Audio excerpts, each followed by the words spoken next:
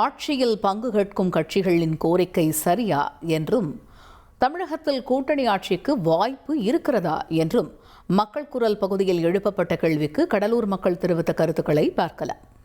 தற்போது இருக்கிற ஆளுங்கட்சியில் இருக்கிற கூட்டணி கட்சிகள் தங்களுடைய சொந்த பலம் எவ்வளோன்னு அவங்களுக்கு தெரியும். ஆனால் கீழே இருக்கிறவரில் அவர்களோட கட்சி தோழரில் கட்சி உறுப்பினரில் ஒரு உசுப்பேற்றத்துக்கு தான் அவங்க ஆட்சியில் பங்கு கேட்குறாங்களே தவிர அவங்கவுங்களுடைய நிலைமை எவ்வளோன்றது அவங்களுக்கு தெரியும்.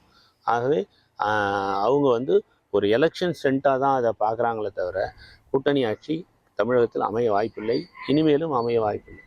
நிச்சயமாக இருக்காது. ஏன்னா திமுக பார்த்தீங்கன்னா 30% ஓட்டு இருக்குது, ஏடிஎம்கே பார்த்தீங்கன்னா ஒரு 27 ஓட்டு இருக்கிறேன்.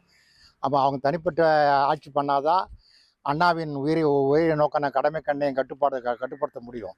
அப்படியே பல மற்ற கட்சிகளுக்கும் ஆட்சியில் பங்கு கொடுத்தா நிச்சயமாக ஒரு நிர்வாகம் நடத்த முடியாதுன்னு அவங்களுக்கு தெரியும். அதனால் நிச்சயமாக அது போல் அமையாதுன்னு நான் என்னுடைய கருத்து. கூட்டணி மந்திரி சபை அப்படின்றதுக்கு வாய்ப்பு கம்மி தான் சார்.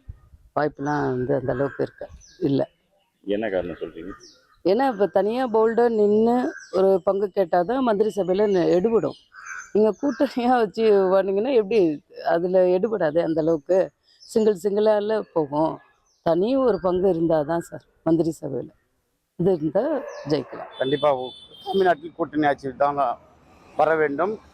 மத்தியில் எப்படி கூட்டாட்சி முறை நடைபெறுகிறதோ அதே போல் மாநிலத்திலும் கூட்டாட்சி நடைமுறை வந்தால்தான் ஏழை எளிய மக்கள் அதிகாரங்களை பகிர்ந்தளிக்க முடியும் என்பது என்னுடைய கருத்தாக இருக்கிறது.